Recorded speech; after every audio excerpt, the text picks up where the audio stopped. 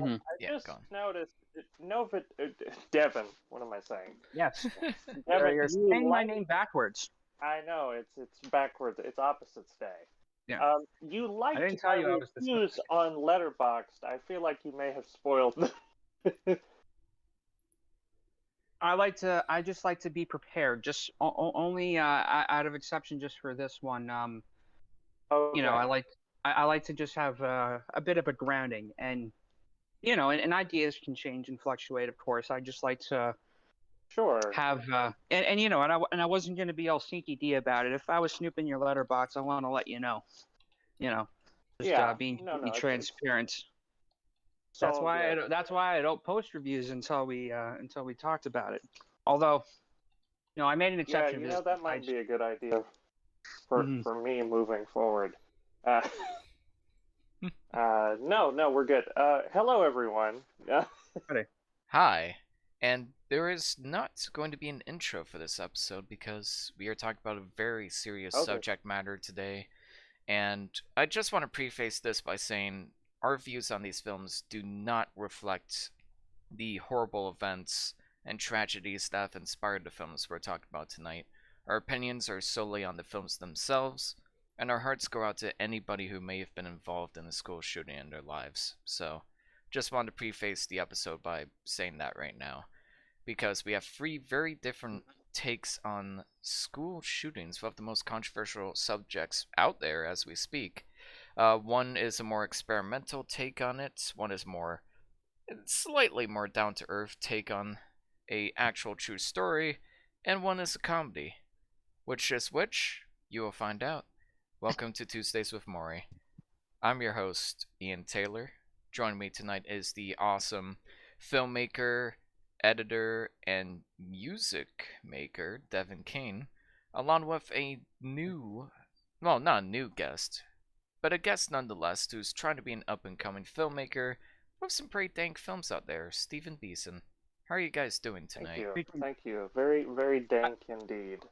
I'd say That was frequent a collaborator Stephen Beeson frequent, frequent and collaborator. Yeah. and runner of the polls. We can't discredit his contribution to the That's true. channel. He's been Yeah. We do siphoning some through all the user some. selected episodes. This one actually was suggested. I believe I suggested it, but Devin had come in and really liked the idea, and so yeah, it's an interesting subject. There's definitely a couple of films that touch upon this in different ways, even more than we're talking about tonight. There's also we need to talk about Kevin. There's a couple of different kind of takes on this, but it is an interesting Mhm. interesting subject, and it's a very tragic one and a reality. So Oh, yeah, absolutely. There's yeah, even some short films that I will talk about later that I've posted. I actually just remembered about the one last minute called Miracle Fish, and just like 30 minutes before we went on air, I said watch this quick if you have time. But I won't I spoil that one, but I do I recommend didn't it. have time, but I do intend to watch it. Hmm. Me too. Yeah, so that was a good sort of intro. Um, Wanted to keep it yeah, At the simple. very least, you should let people know. Let people know what we're talking yeah. about. We have three Exactly. films we're Disclaimer. watching tonight. Yeah, yeah, Um, yeah. yeah, our opinions are more so reflecting on the films themselves and how they depict these events. Our opinions about the events are ourselves. We haven't been directly involved in any of them, so they're going to vary. Hmm. Um, but we do acknowledge Yeah. the absolute seriousness of the subject matter. I felt a need to do this kind of disclaimer when we were talking about our World War II episodes back in November, and I think that is a Yeah. good place to start. I mean, considering I called the episode "Pumped Up Kicks," you think that we'd Well, have this flippant yeah. take on it, but no, we do acknowledge the seriousness.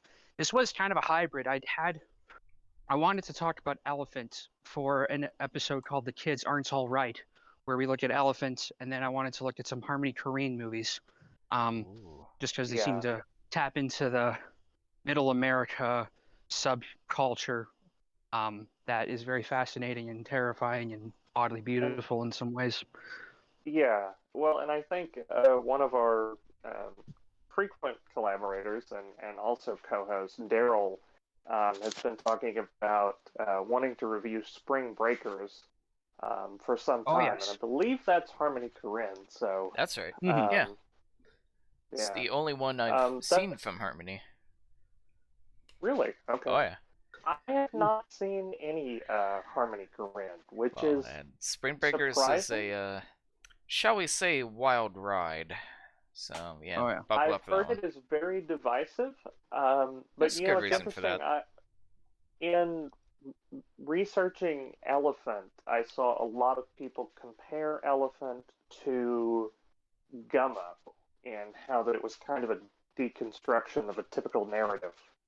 Mm-hmm. Mhm. So I thought that was kind of interesting, and we should definitely touch upon Mr. Corinne's work.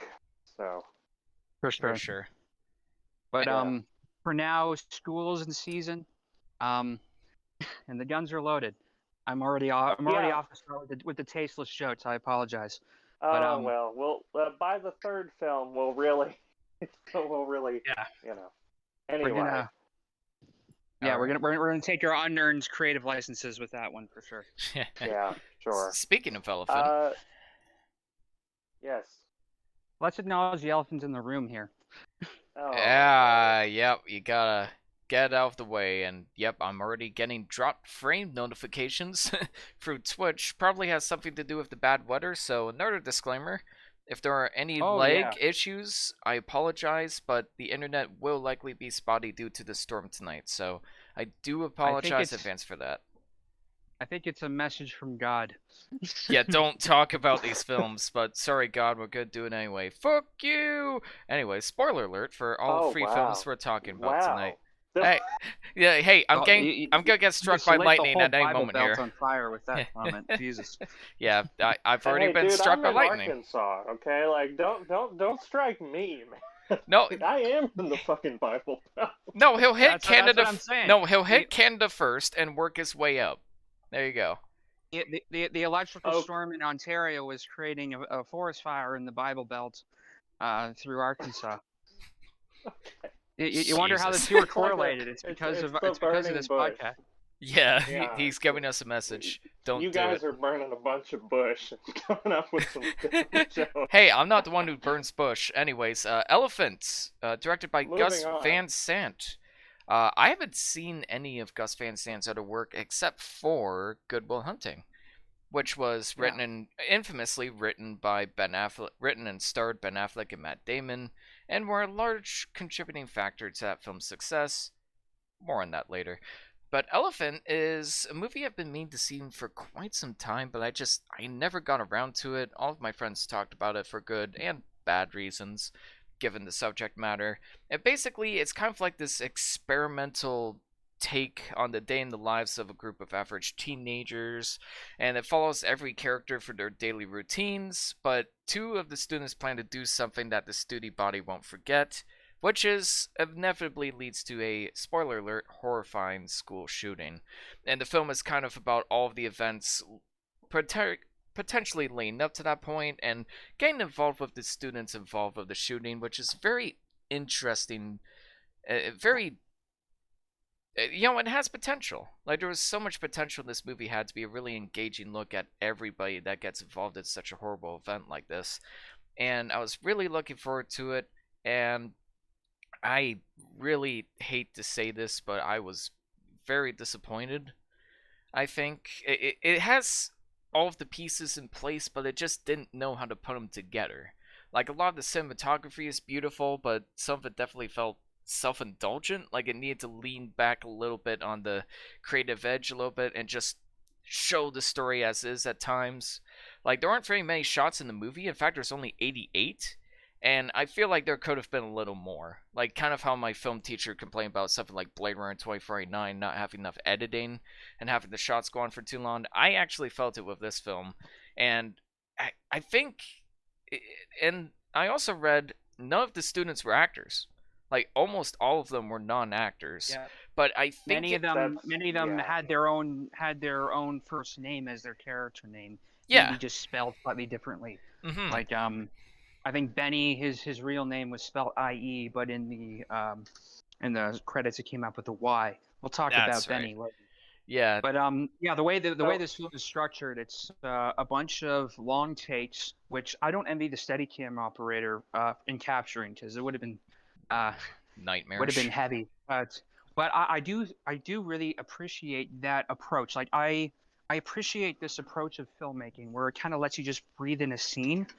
You could argue maybe not something very poignant is happening in every single shot, but I do think it just shows the kind of mundanity of school life. And really, by having these long takes, just following different students around, and you see overlaps of their experiences. Like they follow different students throughout the course of the same day, and they follow this character, and you see how his trajectory or his path going through that day overlaps with this other character. Um, and you just kind of follow their journey up to this event that hardly any of them saw coming, except for the two that obviously perpetuated it. And it just shows how the mundanity of school life, and you can kind of develop an empathy for them despite not knowing anything about the characters. I think just following them around, it kind of, for me, at least on this first time viewing, had a meditative effect where I suddenly was imagining myself as them, and I was being reminded of my own high school experiences. So maybe, in a sense, I'm not really seeing the film for exactly what it's presenting, but it's transporting me to a place where I can project my own experiences into it. And I think that's part of the intended effect. So for me, I found it quite effective on a first viewing, although I imagine on subsequent viewings, maybe I'll have less of that kind of connection, and I'll just see it for, you know, the problems that it maybe presents. But I do like this idea of just kind of having the camera linger around, following the students and letting you step into their shoes, more or less. It's like a virtual reality experience of high school. Yeah. That was kind of Yeah, so I had a similar experience to Ian in that I was not very familiar with Gus Van Zant's work. mhm. I have seen Goodwill Hunting. Definitely enjoyed that. And he has some films that I've wanted to check out for a long time. I know he's had some, great. His career has kind of been hit or miss a little bit. Mhm. Elephant, for example, won the Palme d'Or. I believe My Own Private Idaho is in the Criterion Collection. Um, of course, Drugstore And then he's Cowboy, made and then films there's like you know then there's stuff like Even Cowgirls Get the Blues and the Oh, Psycho yeah. remake. So and God, Jerry. I Don't forgot about that. forget Jerry. yeah, Have you ever seen Jerry? I have not. No. You should see Jerry. Okay. Talk All I about can it think of sometime. is Rick and Morty when you say Jerry like that. Well, Oh God. anyway, what a story, Mark. But the thing is, I also really wanted to like this film, and I think that on a technical level, it's very well made. I think Mhm. that, yes, there are tracking shots that are very well done. It almost reminded me, I don't know if you guys have seen Gaspar Noé's Climax, but there's a shot Not in yet. that. Okay, well, there's a shot in Climax that is a 42-minute tracking shot in the middle of the film. Yeah, That's Gaspar Noé and for you. yeah, and this film felt like that, but feature length. um, so yeah, I mean, on a technical level, the film is very well crafted, and I respect that there was a real passion and a real sort of vision behind what Van Zant was doing. Um, but I don't, I didn't quite connect with this film, I think, the way that I had hoped to. And it's actually interesting because this film is based on a short film that was made, God, I think in the 90s, and it was Was called it? Elephant. Yeah, Hmm. it was a Oh. short film called Elephant, and it was about the IRA and the troubles in Ireland. And the context of that short film was just that they shot like a 30 to 40 minute short, and it was these two men walking around Ireland and just killing and shooting random people. There was almost no dialogue. It was just these random acts of violence back to back. And I think that the intent of the short film was to kind of talk about the, sort of banality and just the sort of mundane nature of how society might be desensitized to violence, and how that there comes a point, where it's almost like you don't have a reaction anymore because it's so normal. And so, like I said, I mean, there's a very specific vision that Van Zandt is going for here. And I understand that, in a way, it feels counterproductive to criticize that, because it's almost like trying to say, like, well, I liked No Country for Old Men, but I didn't like the ending. Like that's the whole point. But it didn't quite resonate with me, Yeah. That was the biggest problem for me. And I think it has an interesting approach, but there are these characters who just I can't seem to connect with them, and maybe it's because maybe it's because I was homeschooled. I don't know. Possibly. There is something about, and you know what, and I think that's a valid point to bring up, though, is like, despite you having not been to high school, I would assume, can you still connect with the characters? Is there still something there? And maybe because of that, this film rings hollow, because there are no other characteristics other than the fact they're all in high school. Or me, I was watching the film, but just being in the building made me recall my experiences in high school. So maybe I resonated with it just from that. And I wasn't maybe watching the film at that point. Maybe I was just recalling my own feelings being in high school as a kind of observer, like someone that walked through these halls all day and saw just little glimpses of other people's lives that I didn't directly engage in. So I connected to that. But there should be something more. If I may, for a little bit, like, I just want to say I've been to high school. I've been bullied in high school.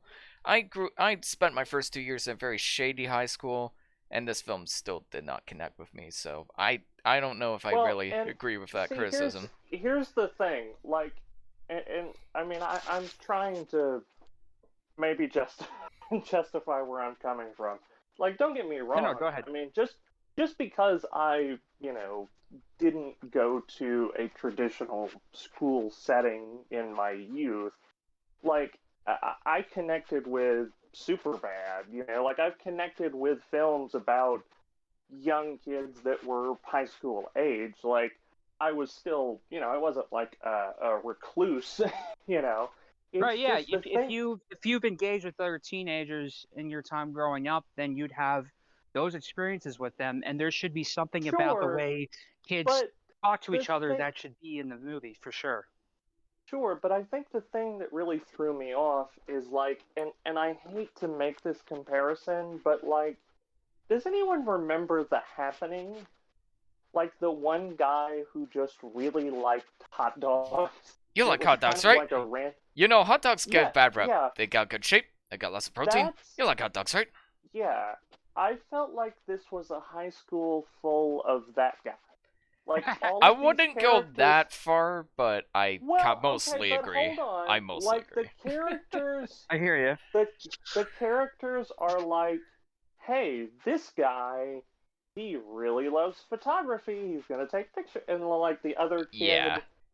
Yeah. It's like he has an alcoholic, abusive dad. Oh, God. That's something that, honestly, I could relate to a little bit. I mean, my father wasn't the greatest dad in the world, but it's like that is where his character begins and ends. Mm-hmm. And so, for me, and I read this on another Letterboxd review, it kind of comes across as like if you're watching a movie about like the World Trade Center or something, and it's just like you have this bare minimum attachment to these characters, just enough to maybe get you invested in them, and that's when the towers fall. And I'm not saying that disrespectfully. I'm just saying that there seems to be this lack of emotional weight to these characters that really makes it hard for me to engage with them regardless of what happens to them. I agree. It's sort of at a distance where you don't really get to invested in any one character, except for, I would argue, the one girl who was often seen put to the sidelines, and you just saw, she was Yeah, often in the background, and eventually you get her own their Yeah, own perspective shot. And spoilers, she's the first victim of the shooting. She gets shot in the yeah. library. I did feel invested in that particular character, I agree with probably that. because Yeah. I yeah, relate I to would being I would someone agree with that. who's off to the side, hmm and I like the way that they frame these two boys, and I can all the characters in this movie, I feel like I could imagine them being someone at my high school, so maybe that's part of my thing. But off the top of my head, Sure. I can't remember any of their names. So there was so I really had to go above and beyond Yeah. almost to be engaged in it because The I other intended to be. If Yeah. I was just a Yeah. casual viewer, it would probably be lost on me. So Sure. I did Sure. work to get engaged in it, and I hmm do like the way that they framed her when you see her kind of pass by in the background in two of the other sequences, but when you get to her shot, she's like the central focus, and everything else is blurred out, and it shows just how focused on her own path she is. So I do like the way they framed it. It is kind of like a video game, and this is a very a not subtle comparison that they make.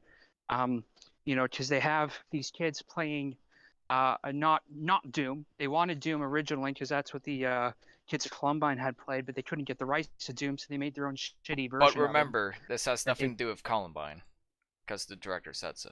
No, but it was definitely inspired by it though. Like It's Oh yeah, definitely but Columbine happened in inspired. yeah. '99, and this happened in 2004. I imagine he took that real life event and that other short film Elephant that I didn't hear about until now, and I imagine he tried to find some synthesis between the two ideas, perhaps. Well, and speaking about the two school shooters in this film, I'm gonna say this, and I know we're gonna talk about the next films, and this is all subjective, but to me, I think Elephant was the most disrespectful in terms of sensationalizing. Ooh, out of the And free? I know where you're going with this, Okay, but alright.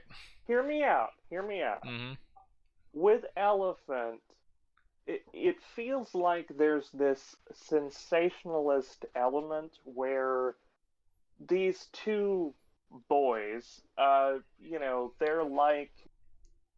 they are playing these violent video games, and it's we see them play these violent video games. We see them engage with violent media, and we see them there's a 5 minute sequence that's basically just them watching Hitler, which on Yeah, television there's like a Yeah. documentary, which and I thought also That was was dumb.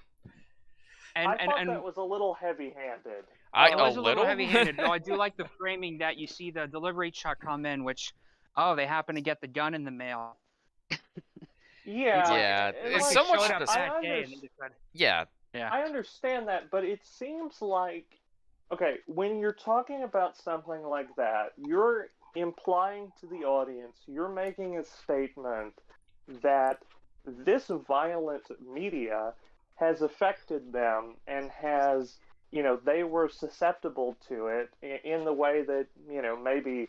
And I mean, I'm not making a case against violent video games or violent movies or whatever, but, it's just like a kid could watch Superman and, jump off the roof, right? So it's Mm. like the film is making this statement against violent media, and that's fine, but it's like less than 5 minutes later, we're watching them completely just like brutally execute everyone in this school. And it doesn't feel like there's a lot of self awareness to that. It kind of felt like just 13-year-old edginess in a sense, It and not feels in a like good way. it feels like a surface level reading of the problem that really doesn't it really misunderstands what the root issue is Exactly. as to why. And really, and I've looked into how these characters are portrayed in this film, and people make direct comparisons to Columbine because this was inspired by that shooting, and their personality types were not these misunderstood loners who just took a day off school and ordered a gun. They were like kids who got off on teasing others, and they were really extroverted, like, personality types. And you can imagine the type of kids they were if you look into it. I'm not doing a good job explaining it, but they weren't like Sure. these quiet loner type kids. They were a lot more extroverted, and they had those ideas for a long time before they executed on it. Well, and I mean the entire sequence where the two shooters are like having sex in the shower, Oh yeah. That it was just weird. felt it it it Like, didn't feel why'd that like need it to be in the served movie? Like, it I guess didn't we're gonna feel like die it today. served a narrative purpose. Yeah, It felt like this is shocking. Look at it. yeah, And I that's agree what with I that. didn't like about it. And also, I mean, I know we're going to get to the third film, but like that film at least it felt more aware of what it was. I It felt like disagree. it was okay, but it felt like it was in on the joke. This film feels like it's not in the joke, and Hmm. it's trying to be more artistic and provocative and thought provoking than it actually is. Yeah, it don't just feel so contrived. Like, that's my biggest issue with it. Like, everything just feels so forced. Like, when the dad And says, so when the surface dad drops the level. kid off and he says, "Remember, have a great day or have fun." I forget what the signature line is, but everybody on Letterboxd, and I mean everybody, is like, "Wow, what a shocking line. That's really haunting." But to me, it just felt so contrived because it's that whole trope of, oh, we know something bad's gonna happen, so they're gonna say something optimistic, but that's really haunting because we know something bad's gonna happen. You know what I mean? It's the equivalent of Yeah. like Yeah. somebody like talking to a woman that's like happy with raising her kids and having a baby when we know she's getting an abortion. It's that contrived plot point, and the whole Uh, film feels that way. Like, it's so constant, and it just every time I it's nearly get attached to one of the characters, one of the events, I just get immediately pulled away. And what you mentioned earlier, Stevie, about it being simplistic, I think the reason for that is because not only are they not actors, they were told to improvise, and I think literally all they had was, all right, this is your character trait, go. That's like, I'm sorry, like you either you have to be an amazing director like Victoria De Sica, or you need to give them more material to work with. Like, it's the Clint Eastwood problem. These aren't actors. You need to give them more to work with, or else they're mhm. just gonna come across as really hollow. Like, it feels like they feel like a bunch of high school improv students, where it's like, all right, here's your one trait. Emphasize that one trait as much as possible, and you've got a character. But I need to Yeah. connect And more if than if you that look in a at movie like yeah, this. if you look at behind the scenes of the making of the film, and you see how the kids act off camera, it's totally different than their characters, and they feel like more authentic high school kids. Like, just I'm seeing not him surprised.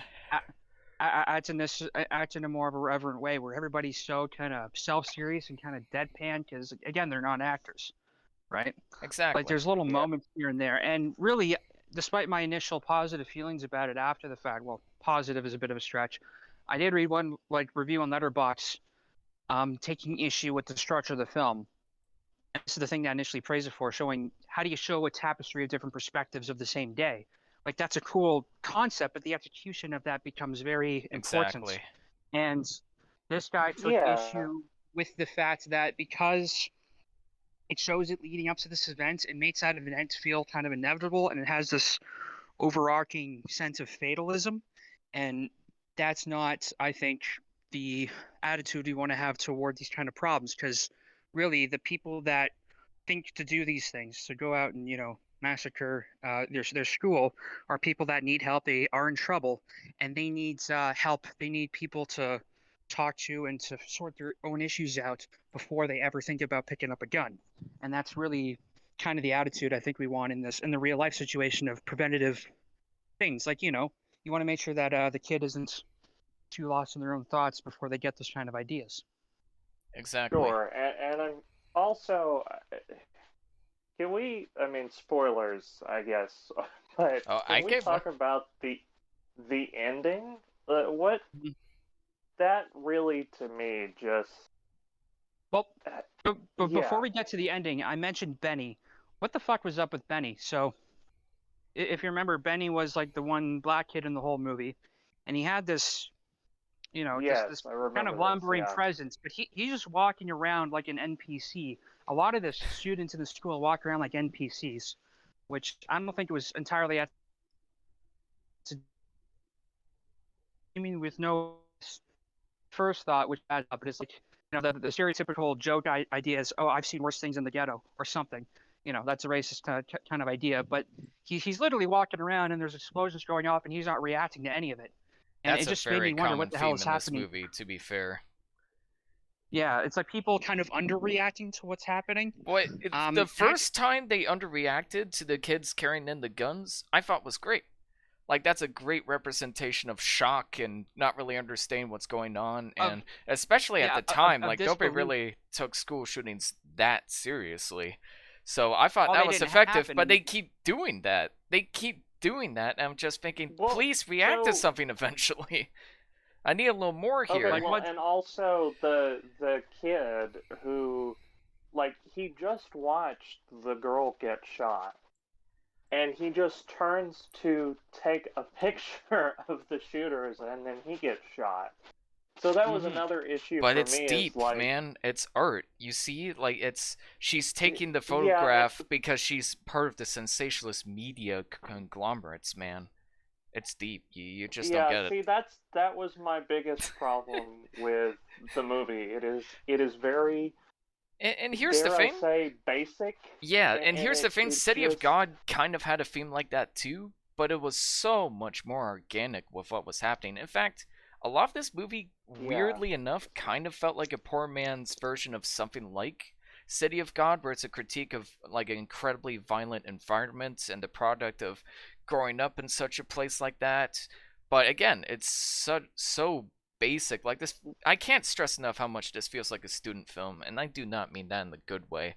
And it had a lot of great ideas in place, but it just did not know how to connect them together. Well, and I mean, I kept thinking about, particularly with the sequences of, like, the media that they were watching and the sort of, dark irony that they were going for. I couldn't help but, like, think of films that I've seen that maybe did that a bit better.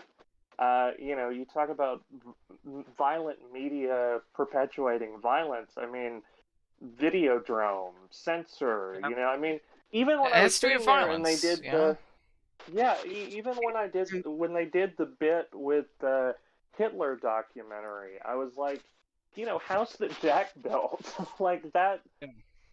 It just felt very disconnected and inorganic, and I really wanted to be invested in this film, and but I just could so not many people fight that. Like, so many people thinks it's like incredibly relevant. Like, if you go into the comments section for like one of the scenes in this movie, it's like completely split. Like, people going like, this is nothing like my high school life, and other people going like, this is exactly like my high school life. And not to devalue your experiences or anything, but as a man who's been through high school himself and been through some pretty shady moments. I didn't grow up in the US, but I did grow up in a high school where drug addicts were very, very common.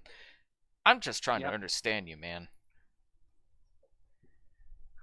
Yeah, it's like I'm pretty split on this, because I did have that initial, like, there was an initial wave of emotions after you watch this film that it is compelling and it does make you think about it more after the fact, and that lingering effect I think is ultimately good because it makes you think about the subject matter. But when you really go and suss out the details, things kind of fall apart. Absolutely. But I Like don't. I'm finding this, I'm coming to terms with this at the moment. Just like it does fall apart the more I look into it. And there was another Yeah. comparison, like looking into the killers' lives. They spend the day off school, so they're at home. There's this like almost 360 panning shot of the room he's in, and I'm looking around his room for clues about what's this kid's life like. How are they depicting his life is like, and what kind of motives or connections or ideas can I piece together just looking around the room? Because that's what the shot is Yeah. kind of that's what the shot is Like kind they of did with dictating me to like they do. did with Paul Thomas Anderson's Boogie Nights. Like when he's got the Yeah. Farrah Fawcett poster on the wall, and But he knew what he like was the doing. So That's the difference. yeah, here's another connection to a movie that I think does this slightly better. He's playing Moonlight Sonata, which is from Beethoven, and another film that links Beethoven to violence is Clockwork Orange, and I think that film yeah, really explores exactly. that idea better. There For are sure. drawings of elephants in his room. I don't know. What? Really, it didn't seem Yeah, like that different from like a kid that I would know in high school, someone that I wouldn't like. And this is all subjective, and this is all just in my limited experience of knowing some people. But there was no red flags in that setup to me as to someone that would do this. Then again, I never knew anybody that would. But there would be other kinds of like right. signs, I think. And you try to, and this is like a recreation of that kind of person. It's really hard to suss it out, but I think you need to make a stronger case for it, something that is glaringly out of place in their lives that would push them to this extreme end.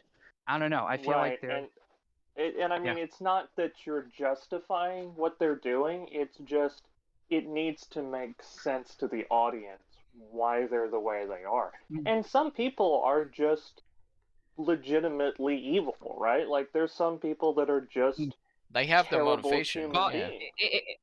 is it that they're pure evil, or is it that the way they're raised and the circumstances of their environment push them to those kind Sure, of ends? and I mean those are all deep questions that we could get into, but the film isn't interested in exploring them. And that's Well, I think that's the biggest issue is like it's like the film doesn't even know the answer to that. And it well, doesn't and offer yeah. well, I do think there's something valid in that though. It could just pose the question and it leaves us to discuss it and find that answer. But you would hope that there Sure, but is that does that there is something more in the film to lead toward that, because a lot of people couldn't piece that together. Not that they should be spoon feeding us answers, because and also when they do come up with no, but answers, sometimes they're shallow and it really dates the thing, because they think and actually like this film, its connection to the video games really dates it. I think like that making that clear 100%. cut connection. Oh, yeah, well, they play a shitty version of Doom and now they're gonna go shoot up a school. Yeah, Like that's and the a fact that it's not even the real version of Doom just right. adds to it. Like I mentioned before, one of my favorite like shitty tropes in movies is when they get video games horribly wrong, because I could just notice it every time. And that whole scene was like supposed to be a dramatic moment. It was like a sad scene of sorts, but the whole time I was just thinking, that's not Doom. That's not Doom. Shut up. oh That's yeah. not Doom. I'm not convinced by this And movie. just Okay, like and and did just you like guys this no no isn't no no no no. these aren't the Did kids you from guys Columbine. did you guys notice that after they play the video game, there's later on in the movie that they replicate that first person perspective, but with the Yes. shooter? Yeah, Yeah. I thought that was really tasteless, honestly. No, it's that's the but very it's on the nose connected to the comparison that I'm talking game, about. man. Yeah, Yeah. and it's so it's Again, just it's so so surface contrived. level. It's so Yeah, contrived. that's I think that's the that's biggest it. Yeah. complaint I about this think movie is contrived. and, and this might be a generational thing, and this is I think affected the media at the time where they were quick wanting to compare what do the kids have in their lives that might have influenced. Oh, they listened to this heavy music and they played violent video games. Maybe this influenced it, and that's just media sensationalism trying to come up with a quick answer to why this tragedy occurred and stir up, Right. reception. And guys like Marilyn Manson have spoken out against that at the time. And there's an interview in the movie Bowling for Columbine which actually talks about that tragedy and him. He has a nice quote that I liked in that movie saying that I would listen to the kids because no one else can act do and make comparisons to my music because that just could be incidental. Then again, he came out with some problems later, but I think it Yeah, shows how media influences these things. And Gus Van Sant was probably, wrapped up in some of that, and he probably wanted to maybe vaguely allude to that idea. I don't know if he thought that for sure was the answer, but he wasn't subtle about it. No. right. Well, and I mean the other thing is with the kind of Marilyn Manson comparisons and stuff. I mean, if you look at like that was a huge thing that I remember. I was born in '95, but Yep. like so I would have been, a kid or a teenager in the early 2010s or right around this era, and I remember like the Jack Thompson kind of thing. There's actually a YouTuber called Count Dankula who does a series called Absolute Mad Lads, and it's Yep. basically crazy people throughout history. And he talked about this guy who essentially, you know, wanted to believe that video games were poisoning the youth, and a lot of people bought into it. I mean, even further back, there was a psychiatrist who came out with the theory that, comic books were poisoning children's Mm-hmm. minds. It's always some And, kind of you had media. Stan Lee famously try to get away with an anti-drug PSA and have to go to the censor board and be like, I'm not encouraging drug use. I just want Spider-Man to acknowledge this is a problem. Like this is what, you Mm-hmm. do as a good person. And it was like, oh, you can't put that in the comic books because, kids will see it and they'll they'll want to do It, drugs. And it's you know, and this should be a hot take on my part, but I think a lot of people have the same opinion. But it's a lot of like conservative Christians who are putting these out, and they talk against comic books and rock music and all these other things. They're not examining their own, parental, uh, styles and how that might be influencing the way their kids look at the world. It's like if your kid is unable to decipher between fiction and reality, or get the right lessons out of it, then I imagine a lot of that comes from the parenting style or how the kids are learning and taking these things in. Because people will take in the same kind of violent media, but they will not resort to that because that's fiction, and they know that that's fiction. And there's other things to take from that other than what the characters are literally depicted doing in it. right. Like And I think we it's watch Quentin Tarantino films, and we're not drug Well, slinging.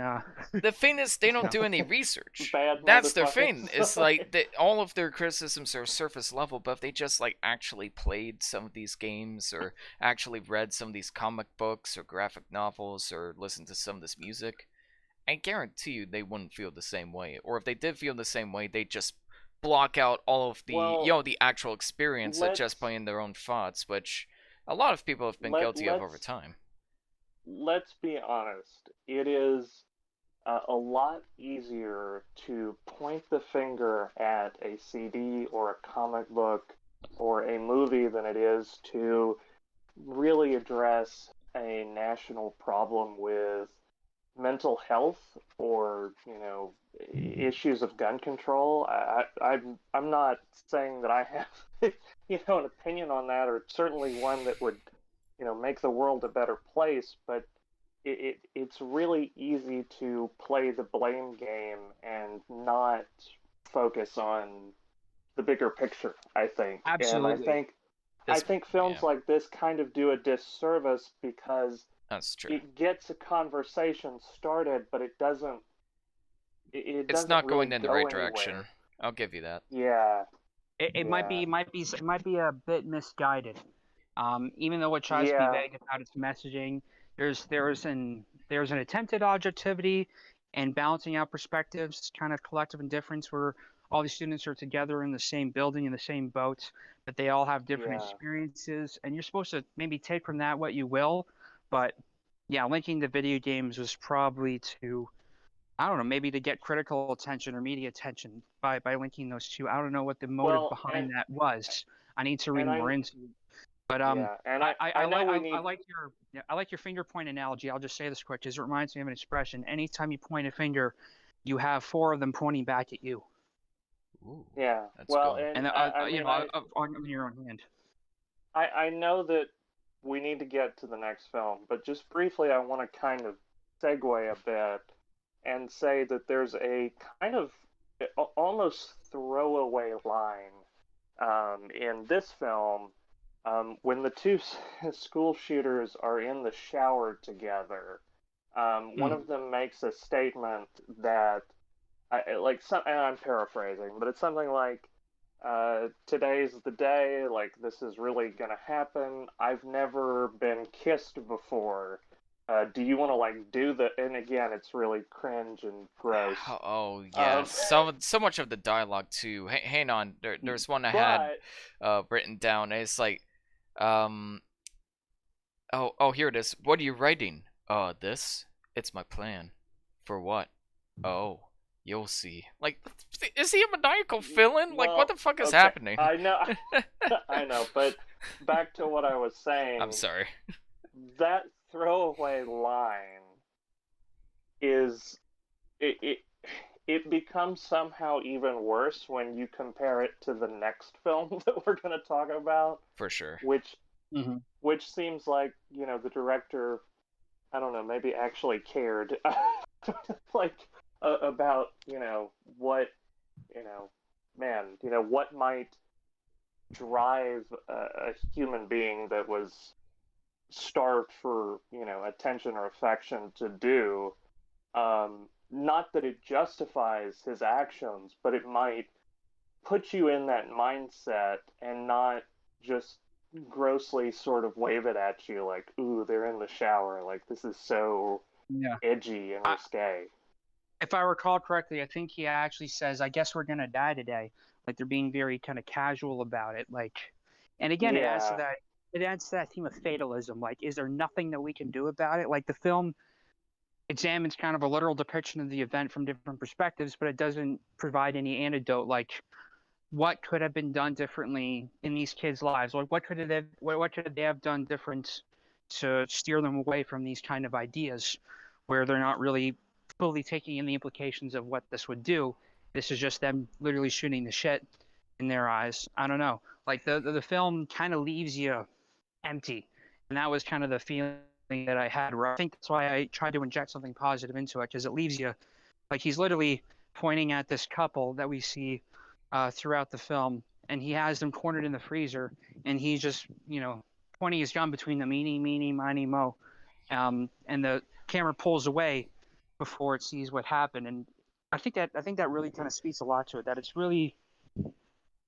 kind of disengaged. It's presenting it, but it's also disengaged in what's in the consequence of it. Like So it's just that's like that's when fucked up. when it cuts away from that moment, that's the end of the movie. That's credits Yeah, roll. that's And credits roll. It There's could maybe have a been shot, and like then an there's a effective shot of the ending sky. if I just cared about what was happening. It could have been like a great, like, yeah, wow, what a and great that's the ambiguous thing. ending. But Yeah. it's like there's nothing I want to think about or linger on. I just want it to be over. Yeah. And there's so much I appreciate about the technical aspects. There's some great editing. The structure is a very clever idea. There's all the music choices are pretty great, but again, the director just had no idea how to put it together, and I'm starting to think Matt Damon and Ben Affleck were a huge reason why Good Will Hunting was as good as it was, and Robin Williams, of course. Yeah. Not for me, I'm afraid. I never want to see this film again. It had all the pieces, but it couldn't put them together in a way that made for an impactful movie. Giving this one, I was gonna give it a 6, but Steven, I think you talked me down to a 5 out of 10. I'm really struggling to pick up on anything meaningful beyond the technical aspects. Like, it's just so hollow underneath. Yeah. Well, it's funny because that was exactly my rating on Letterboxd as well. I gave it a 5 out of 10. And even at the end of my review, I, I kind of noted that I thought that was maybe a bit generous. I mean, because it is really well made and it's really well crafted, but as far as the technical aspects, I mean, the sound design is incredible. Mm-hmm. There's some really interesting shots. There's some great tracking shots, but it fails as a narrative, and it fails on an emotional level, and so that's where I think its biggest fault was. One thing that I would say that I think this film does highlight, and I'll have to rewatch it to see if this really holds true in my mind, but I think it does show kind of the tragedy of when people are disengaged and are just kind of seen to the fault lines. I keep thinking about that one girl with the curly hair who's really just seen as a peripheral character through most of the film, but you follow kind of her perspective, and it does show, there's a tragedy of not knowing enough about those kind of people who just pass through life and are just trying to get by and then are cut away like that. Like I don't know, that one shot almost redeems some of the other elements of the film. Like, although elements of it definitely ring hollow the more I look into it, and there's quite a deep, dark, cavern void uh, of that I keep staring into, and it's freaking me out. But there is something about the compelling nature of it. I don't know. It does lead to discussions, but you do have to have some, good mental rapport and good things in order to pull the right things from it. I don't know if it has had a negative effect of people watching. Like, I don't think anyone's glamorized these killers because of this film. So at least it doesn't have a negative effect, but it's kind of well. Actually, Oh, please there, tell me. Oh, I don't want to yeah. know. So, there was if I remember correctly, there was a real life shooting that occurred because of this film.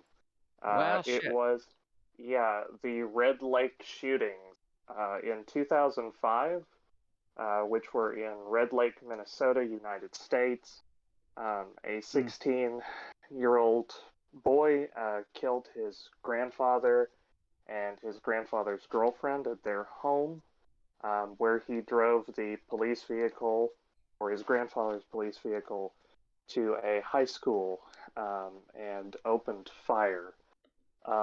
And supposedly Elephant was an influence on him.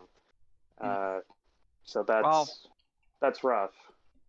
I guess it also comes back to the argument, though. Like, does the thing influence, or does it just enable the people that would be prone to do that kind of thing anyway? Yeah.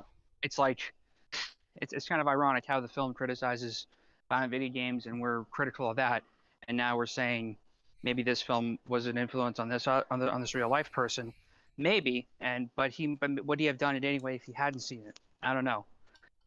Yeah. So Yeah, what would you I'm give very it? split on this. I'm still thinking about it. I'm just giving it a 5 because I do admire the technical aspects. I did come away from it feeling all kinds of things that I thought was really important. I had to take a few days after watching the film. That's why I procrastinated with the other two, because I watched this literally like the night after your last podcast, and I couldn't get back into the subject for a couple of days just because it was just heavy on the mind, I guess.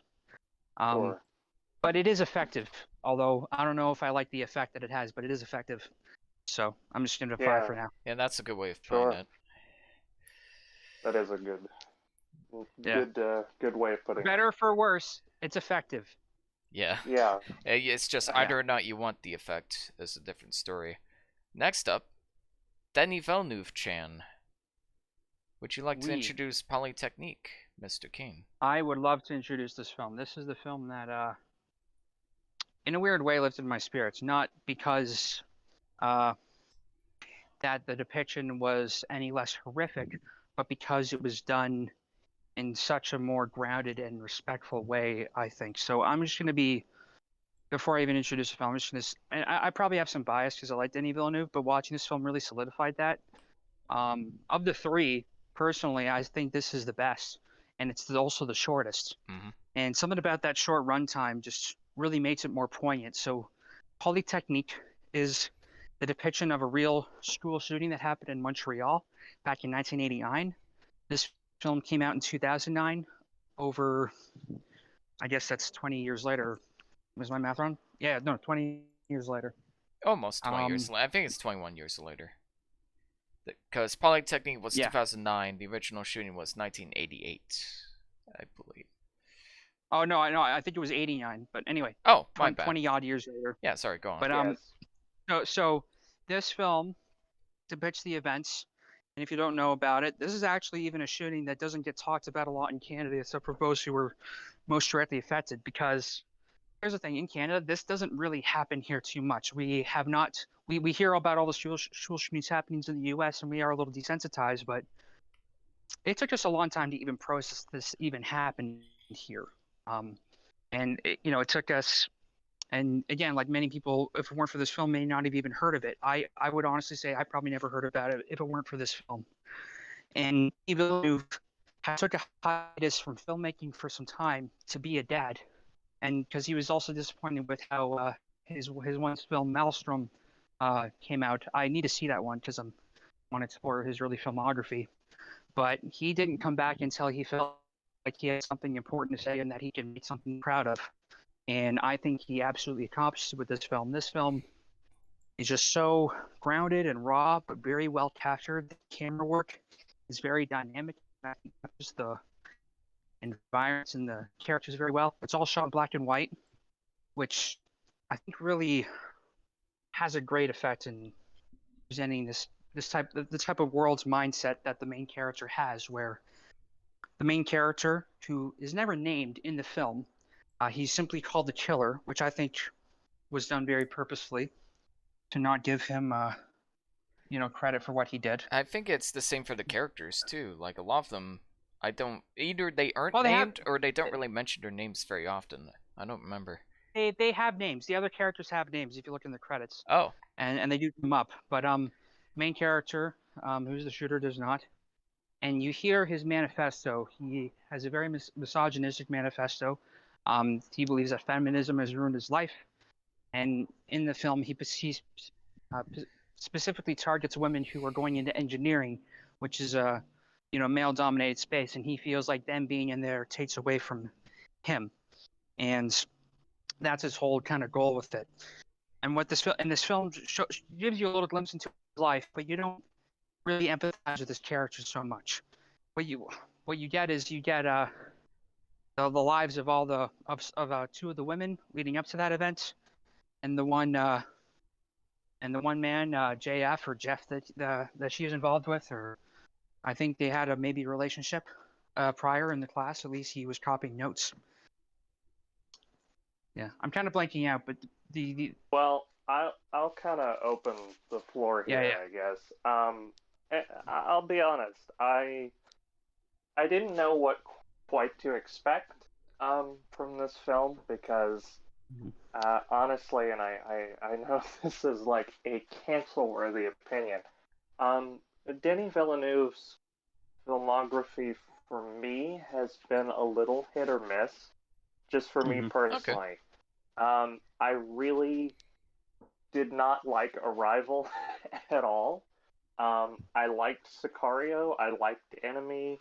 I thought Blade Runner 2049 was okay. I thought it was a little slow. And so I went into this cautiously optimistic. Um, and I was extremely surprised at how much I not really enjoyed, but just appreciated this film, and I think maybe it was recency bias. Maybe it was like I just saw Elephant, and this was so much more tasteful and genuine, and it had a heart and it had a purpose to what it was doing and saying, and this was really probably the best of the three for me. agreed. Um, yeah, I just I really this film really resonated with me, and this isn't a common occurrence, but I almost teared up at the end. Yeah. Me too. It's just a beautiful film with such a poignant message, and it is done so respectfully and so just it's fantastic. And this is the other thing that adds to that point in terms of the amount of respect. when Denny made this film, he said that he would not release it unless he got the blessing from the families. He screened the film when it was done to the families, sure they were okay with it.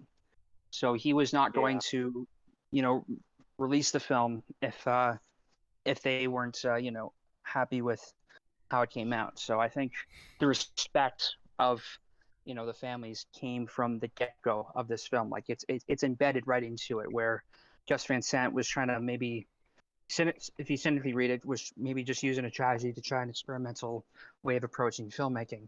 Where it felt very purposeful, felt very poignant, and actually part of that dedication, I learned this after the fact. So I picked up the DVD for it, and up front it says, "Do you want the English version or the French version?"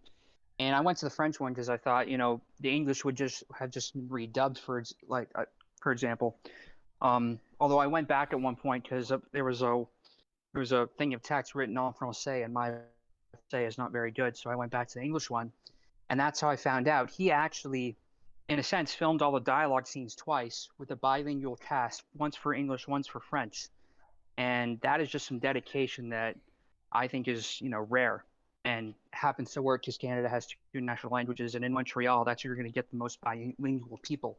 Really, mostly it's Montreal where you get the fluent French-speaking people. But the fact that he hired a cast that was bilingual so he could make two versions of it where they would just do alternate takes of them doing the dialogue just shows how dedicated to the craft that's in the filmmaking. Yeah. Yeah, absolutely. I agree with you. And Sorry, go on. no, go ahead. Go ahead. I agree with you on the craft of the filmmaking in particular. Like it's like Villeneuve, like say what you want about like some of his films, but he's always had a great eye for detail and just like every frame. Like there's never like a wasted background extra. There's never a wasted piece of the mise en scene. And it doesn't feel too artsy in this film. I think he struck a very good balance that some of his later films are artsy, and I personally argue it fits those films okay, but here, like, that really would have taken away from the experience. I'm glad he didn't go fully into that. Sorry, real quick. It feels, every shot feels purposeful. Like it's beautifully framed. It's very the camera movement's very dynamic. It's either very smooth or very erratic, but it feels like there's a definite purpose to it. Like it's tracking something that is happening that directly influences the plot, and the expert eye in the cinematography just aids to that. It's not just there for the sake of creating a beautiful image. It's there to actually feed into this directly into the story. Feed into the story for sure. It's also it's more realistic, and it's more deep in terms of this is a film that and I forget exactly how long the runtime was. It's not that long. An hour, but it's 77 minutes. 77 minutes. Yeah.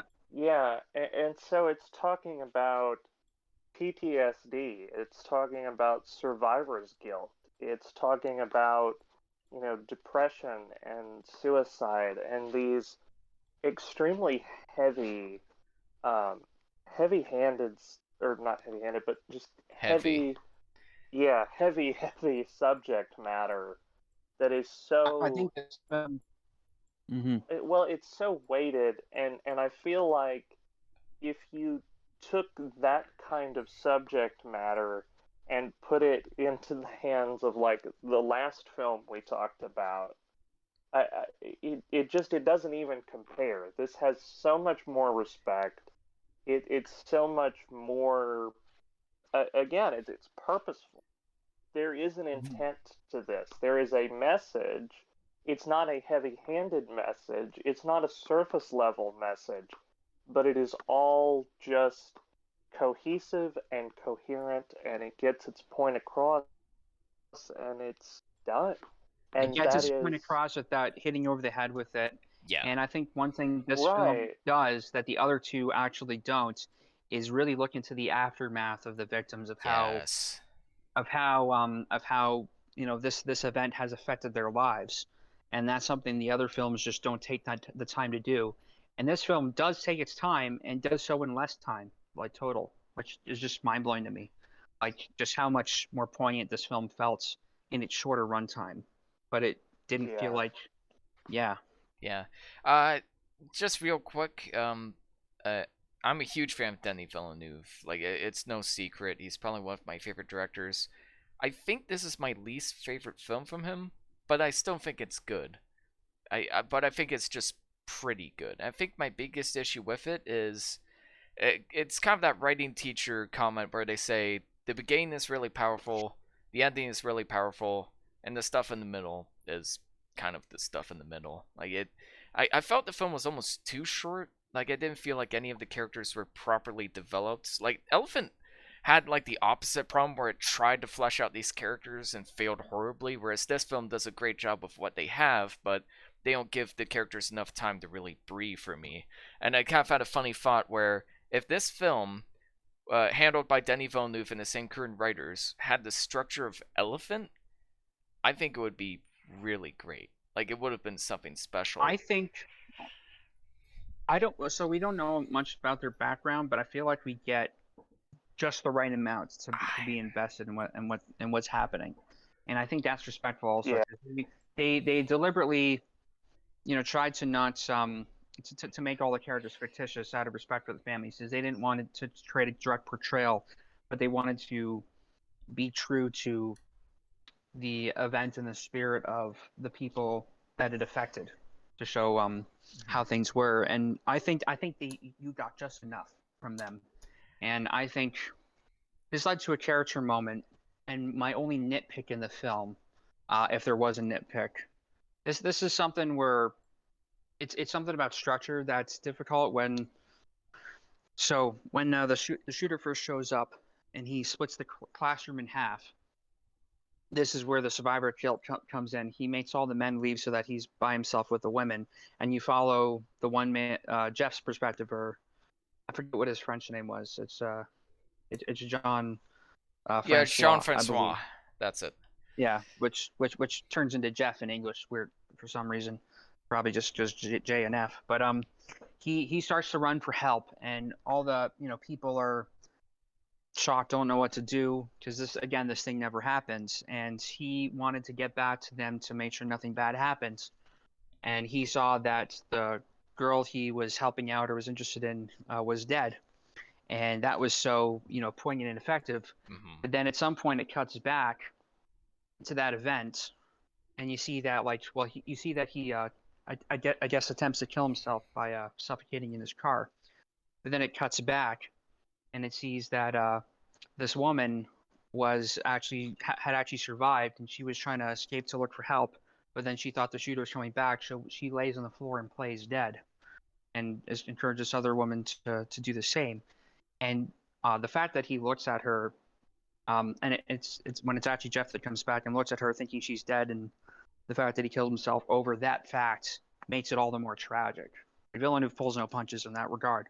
Although later he finds out that she was actually fine, but he still has that survivor's guilt. I think it would have been slightly more poignant and tragic if he never found out that she was actually alive. I agree, but Well, that may have happened. Like that may have been part of the actual story True. too. So he may have been put into a corner. Well, and but the way that scene it's is also edited is like a little jarring to me. And I think if the film just had more time, they could have fleshed out those scenes a little bit more and made those scenes sting. Like it's incredibly well done. They stick the landing, but I'm not convinced they particularly earn that landing. If that makes any sense. Like, I don't know. It's a film where it's like, yeah, so much about it is well done. It's very tasteful. It's very subtle in its theming for the most part. But something about it is just missing. Like, there's something missing for me, and I can't quite put my finger on it. Well, I think it's something that Villeneuve perfects later on, is those structural kind of... For sure.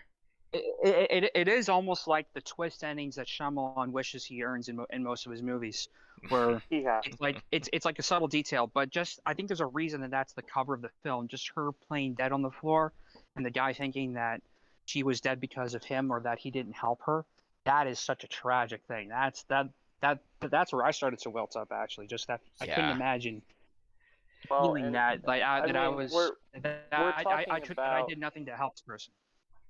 Yeah, and I mean, it's also worth noting that she wasn't the only victim, right? Like, he knows that she was okay, but there's also, I believe it was like 9 victims total to this shooting, or I forget the exact number, but I mean in that room in particular where you have the separation of the room, it's not just survivor's guilt because of that one girl. I mean, this is a room full of women, and it is as you said, it's a deeply hateful motivation of misogyny and sexism that he feels, I suppose, almost emasculated, that women are succeeding in this field.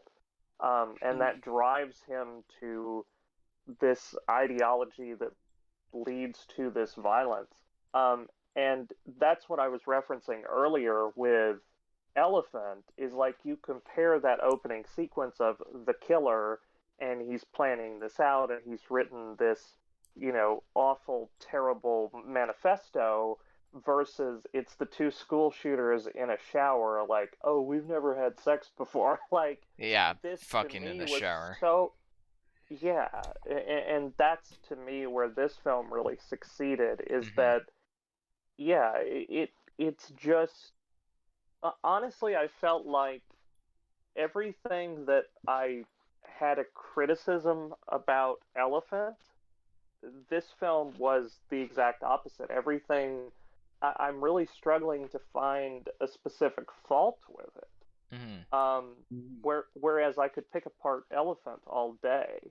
Yeah, that's true. I enjoyed the cinematography. I thought the black and white, again, felt very purposeful. It reminded me almost of Sorry, go on. almost reminded me of Jean-Luc Godard, some of his early works where he's. You just saying that no, because what? it's French and black and white. No, I'm not saying just that. fucking Where with he's you. deconstructing narratives. Listen here, buddy. I'm not just fresh out of film school, all right? I'm sorry, I couldn't No, help I'm myself. saying- How triggered you Whoa, got that? bro, Listen here, bro.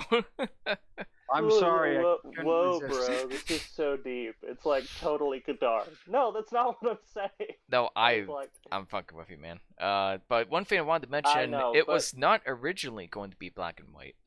It was originally going to be in color. And the reason why they made it black and white was, I believe, so they can get away with a certain rating. It was to make the violence less noticeable, is what it says on IMDb. so that's actually So they pulled a Psycho, It was to make basically. blood less prominent, I suppose. Yeah, To exactly. no, make that's actually that's a legitimate thing, because of the censor boards for movies. If you change the tint or the coloration of something, it can pass under the radar. There's actually, if you guys remember in Kill Bill Volume 1, where there's that huge fight scene and she rips the guy's eye out, but it suddenly cuts to black and white. Ratings. Yeah. That's because it was that was for the censors. Back to my point. And actually, they even went further for the trailers of Kill Bill by making the blood stains on her suit appear brown for the trailers. But anyway. Yeah. Well, what I was saying about Godard before I was so rudely interrupted, it reminded me of these, like, if you guys have seen Breathless, where he's constantly cutting and there's this sort of jarring, like, timeline that's kind of non-linear and it jumps around the place. That was kind of like what I felt like watching this. But the other thing is, it's not, whereas I think Godard was just doing it for, the sake of it and just kind of, for the lulls. This felt artistic, but it was like I understood what it was trying to get across, and I think that you could, I mean, obviously the censor board is a legitimate reason, and I mean that's something that Scorsese faced with Taxi Driver. They were going to call Taxi Driver an NC-17 film, unless he changed the tint of the blood. So yeah, all of that's legit. But I think that regardless of the reason, the black and white cinematography fits the narrative better. Oh, completely. Because it almost I feel like it's maybe making this statement about sort of black and white and morality and shades of gray and things of that. That was what I pulled from it. Yeah, that's exactly what I thought it entailed, or what it sort of was, showing his black and white perspective of the world, and how he sees things as only positive and negative, and women are the problem. And feeding into that, when it cuts back to what happens to the women in the room before he mass executes them, he asks them, "Do you know why you're here, or why I'm here?" And he, tells them that, you're feminist and I hate feminists. And she says, "We're not feminists. We're just," and then just before she finishes her sentence, he shoots them down. He's not there to have an intellectual discussion. He's not there to be convinced otherwise. He's already made up his mind. He's just trying to make sure that they know, and so that he's heard, I guess. And this is the thing about people who, when they get to this stage, there's not much arguing with them. People need to seek help before these kind of ideas take over. They need to have, friend groups of people that they can suss these ideas out, so that they, distill the problems that they're having and externalizing. Well, and the other thing that I really like is that with a film like this, not even Van Zandt, but I think if you had a modern director try their hand at this with this same kind of story and this same kind of approach of this man who is driven to an unspeakable misogynistic crime, I feel like if you put this in the hands of, say, a director at A24, okay, I think or Blumhouse or one of these A24 companies, is not a director. First of all, it's a production company. Yeah, okay, come on, get right. But like a director at one of these companies, right? I feel like there would be a tendency to kind of waggle your finger and be like, all men are bad, right? I wouldn't say A24 would be guilty of that as much as Blumhouse. I don't know, man. A little bit, but yeah, you get what I'm saying, I do agree. I get what you're saying. I feel like this film is so nuanced and grounded in its depiction, saying how it is so nuanced, and it never veers off into man bad, woman that kind good. of heavy, right? Which I think would be so easy to fall into. Into that a little bit at points, but for the most part, I do agree. It's very nuanced take on the issue. I think what it does, I think it just contrasts their perspectives without. It just shows how he's so stuck in his own world, and he's externalized his inner turmoil in that regard, for sure, onto others, and we get what he's about. We understand how and why he got to where he is, or at least what he believes in, but we're not led to empathize with it. But we come to understand what he's feeling, and that he's projecting his inner turmoil onto women. He blames women for his problems. He is representing himself, right? Yes. And the other men in this movie, like the Jeff character, are sympathetic and they're tragic, but they're not caricatures. And there was one line. Every character is their own person. Right. 100%. And the one thing that was actually where I started to tear up is you find out that one of the victims of this shooting who had survived, the woman towards the end of the film, she's pregnant. And she makes the statement, this incredibly poignant line. Letter. Yeah. She writes a letter to the mother. Mm-hmm. Right. Yes. And she says that if I have a boy, I will teach him how to love. And if I have a girl, I will tell her the world is hers. And I fucking lost it, man. Yeah. That was... That's the line where I find it was like a little bit, just a little bit. It was a great line. Like, it's incredibly well delivered and everything.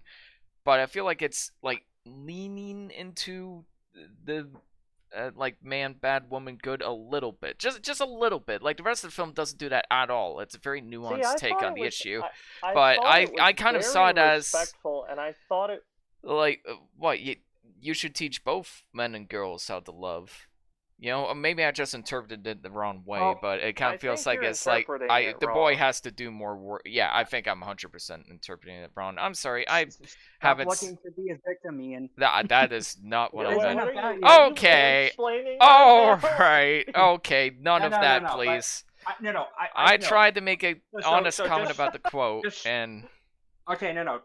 Just I don't want to take the quote out of context. I think the fact that she's writing a letter to the mother of the shooter that nearly killed her shows a bridge of empathy. And she's saying, I'm writing you because I'm scared for the second time in my life. I was scared first when I met your son okay, and that's he tried fair. to kill me. That's fair. But now I'm scared because I'm becoming a mother.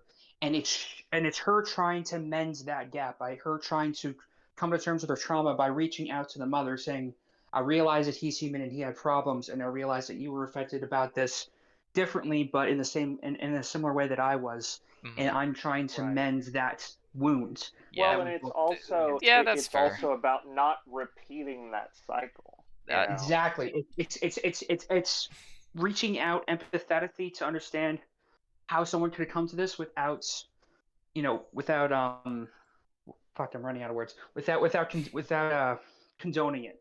Like, yeah, And the that's other fair. thing that I will the man say, nearly killed me, but I need to heal. I need to move on, and I want to, show. It's not forgiveness, but just try to make amends for the whole, the Yeah, event. I guess. I could see that. well, and the other thing that I think is worth noting is that um, Denis Villeneuve has never, throughout his career, has struck me as anything of a like an anti-natalist. I mean, Arrival is a very I don't want to say pro-life because that has a different connotation in I terms of, well, but but he we're seems gonna disagree on very. that. What do you mean? Okay, well, first of all, explain what you mean, and I'll see if I have anything to actually disagree with it. But go ahead. Well, I think that, in terms of Arrival, it's making the case for, whether I'm not saying I agree or disagree, but I'm saying that the film's message seems to be that, love would, conquer all, and that they should have their child, for better or worse. That was my interpretation of Arrival.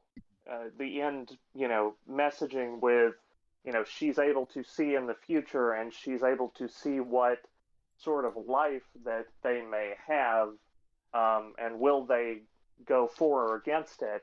But she's saying, it's because they love each other so much, they're just going to make the best of what they have. It's a very um, positive sort of interpretation of, you know, children and motherhood and parenthood, in an almost ironic sort of way, or maybe not. But I felt like this kind of played on that same idea where it's like, um, children being so sort of, precious, and whereas she's not going to have an abortion, right? Like, she's going to carry this child and try to raise it, to be the best that it can. It Fair is enough. kind of my yeah. Yeah. Well, And I and don't here's the other thing: your character wanted the child; it wasn't an unwanted thing. Um, right. Well, there, and there's. I'm just going to say there's other Denis Villeneuve that tackles a similar topic in some D's. We'll get into that. Yes. sure. Well, and But see, that's kind but of a and this was yeah. actually this was something they established, is that she said she wants to be an aerospace engineer or something, and the guy's first comment is, "Oh, that's unusual because that's very difficult, and that would make it difficult to be a mother." And that's Right. like establishing that, oh, you can't be a mother and do this, but those are her ambitions, that she wants to be a mother and do that, and she should be Right. allowed to make Right. her own life decisions or whatever. So that is something she sets out to do. Arrival, Yeah. I mean, that's a whole paradox with the time. And is free will a choice, or are these things inevitably going to happen? And you're just able to see Right. it. I don't know. It's Yeah. Well, I mean, I maybe that was just sort of my kind of parallel sort of conclusion that I drew, sure. kind of thinking about Villeneuve's filmography as a whole as I was watching it. Like as I said, I mean, I'm not a super dedicated fan of Villeneuve's. Of the films that I've seen, I honestly feel like this was one of his best.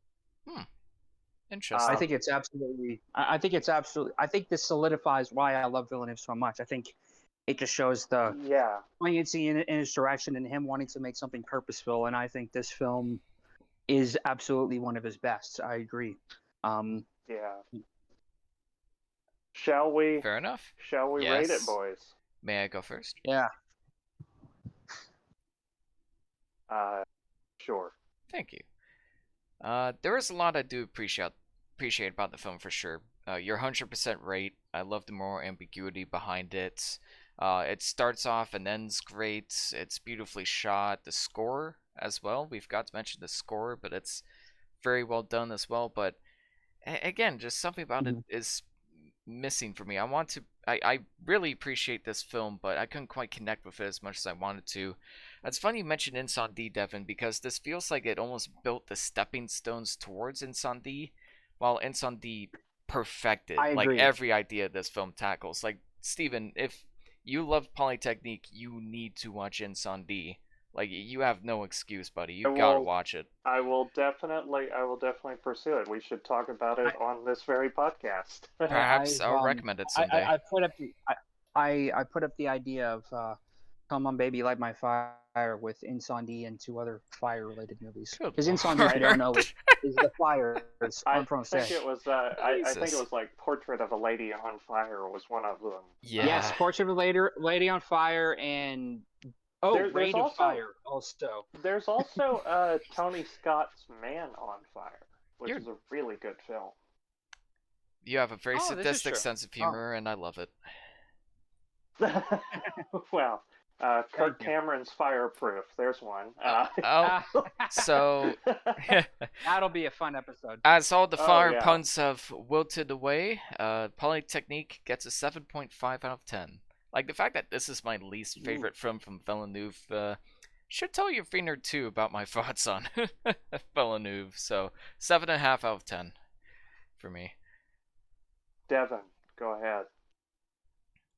I really have very little to fault with this film. This film's phenomenal, and I don't think it's well rated enough. Like, it's under talked about as it is. It's kind of almost a hidden gem, but it's solid. Fuck it, I'm giving it 10 out of 10. Whoo! I'm also giving it a 10 out of 10. God damn, that's awesome. Yeah. It's so poignantly and respectfully captures the subject matter, and I think this sets to me a golden standard of how you should approach a subject matter, which I think will contrast maybe a little bit with our next film. Yeah. One quick speaking thing. of which, sorry, Steven, just real quick. I want to mention there was no Blu-ray of Polytechnique. Like, it is impossible to find a Blu-ray of this film. So please, I distribute tried to find this it on Amazon, goddamn and I had it in movie. Put it on Criterion. Yeah.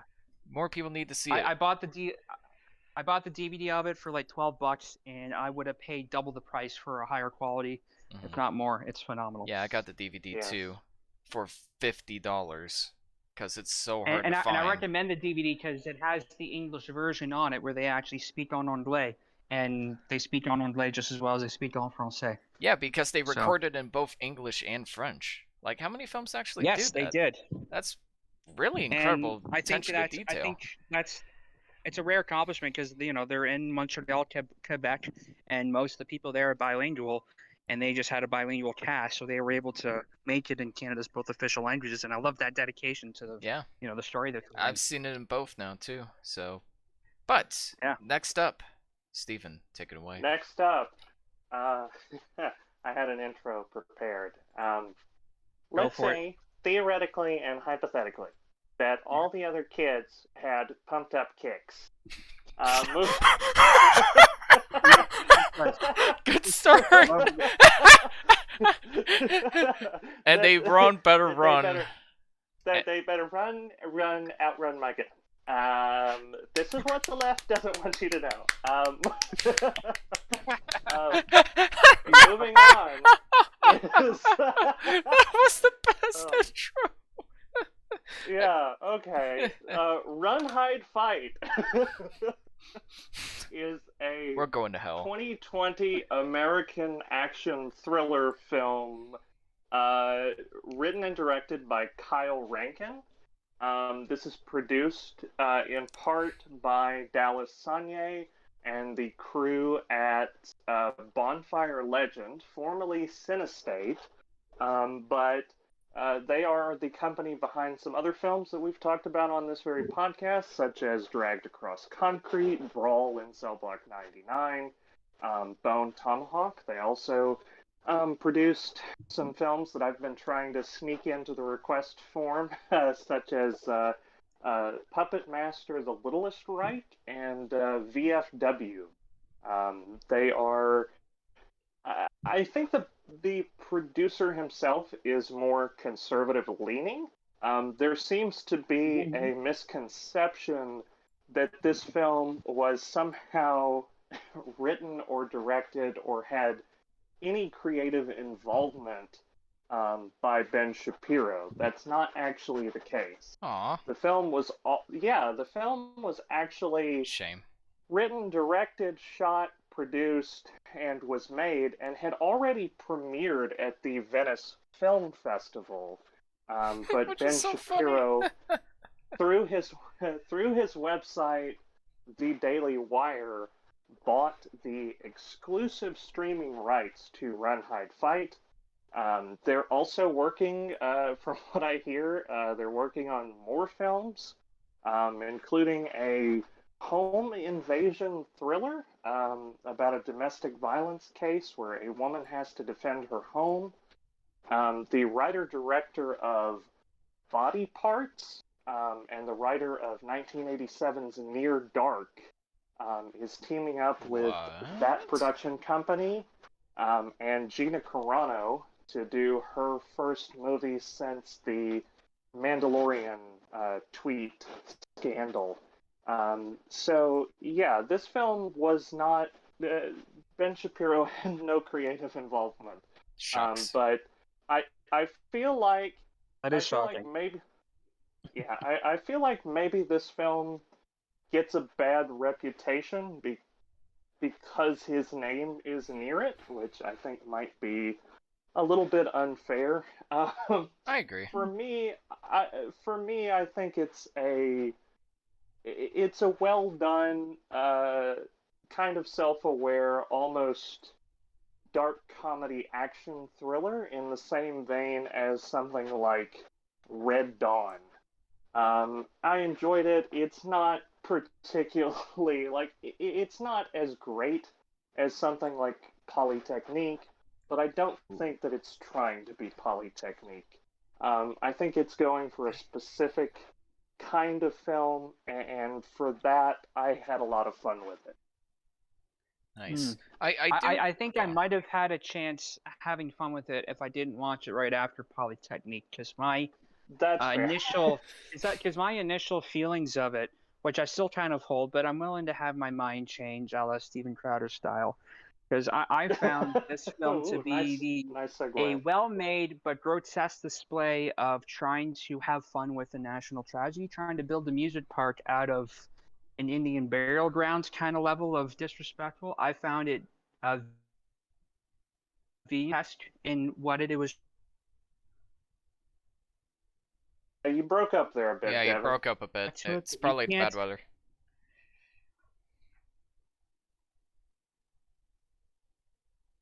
We are having this movie just as much as I hated it.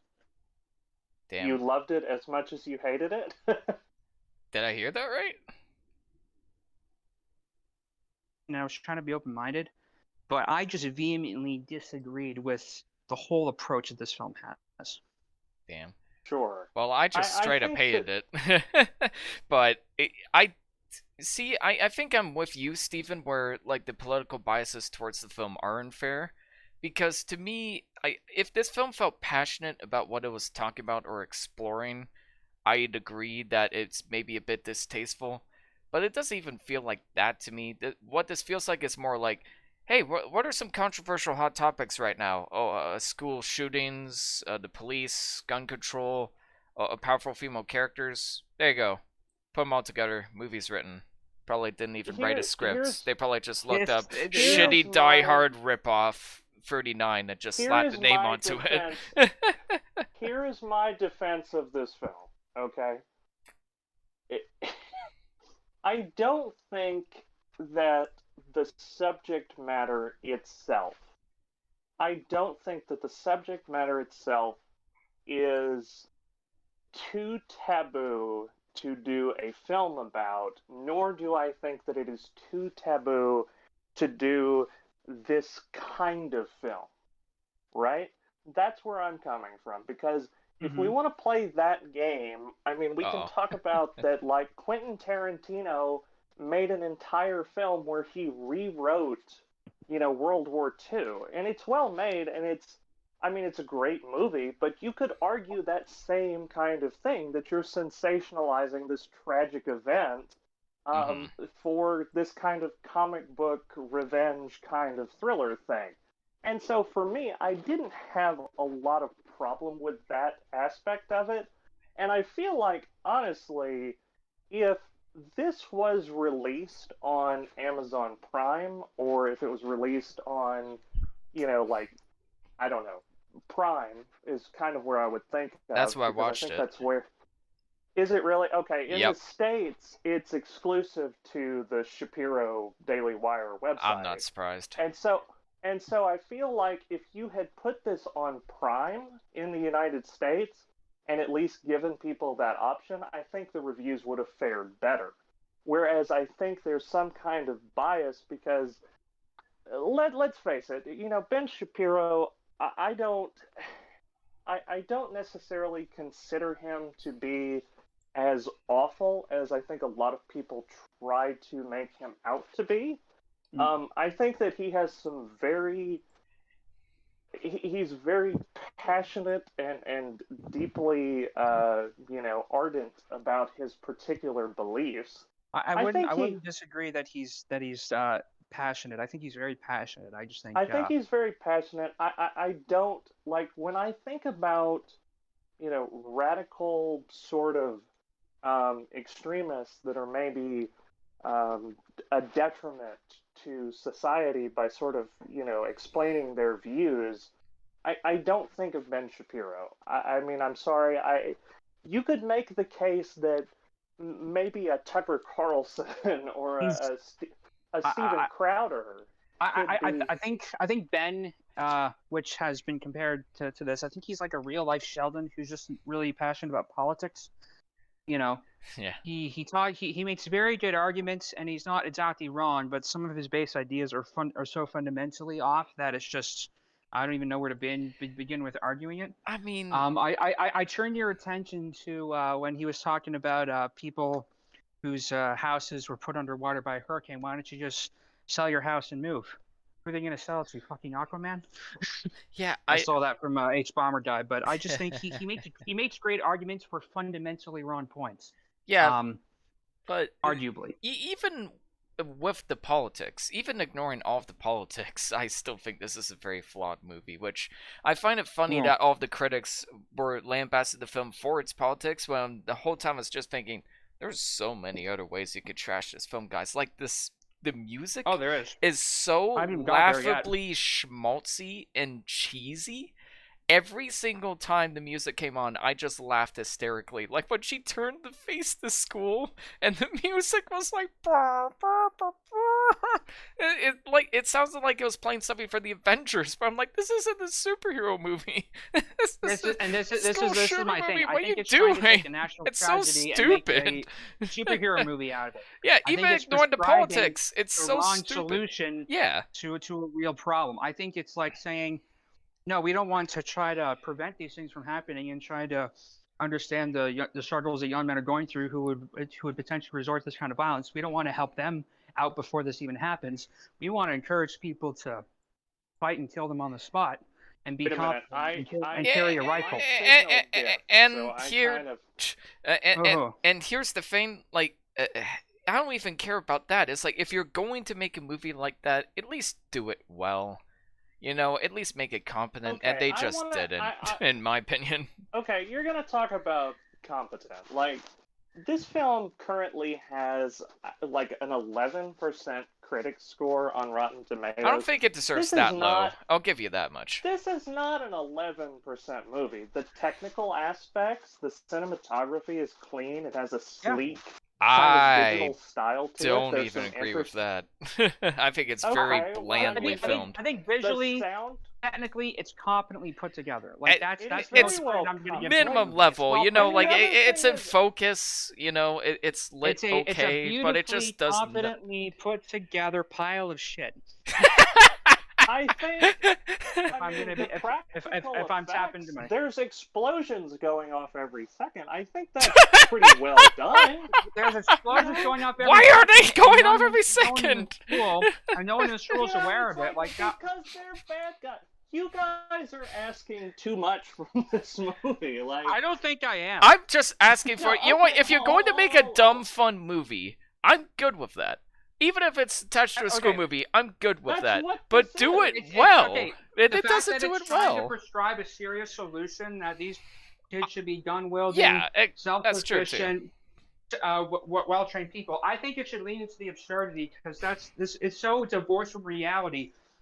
Just keep going with it. Make it absurd. Make it comical. Is it any worse than?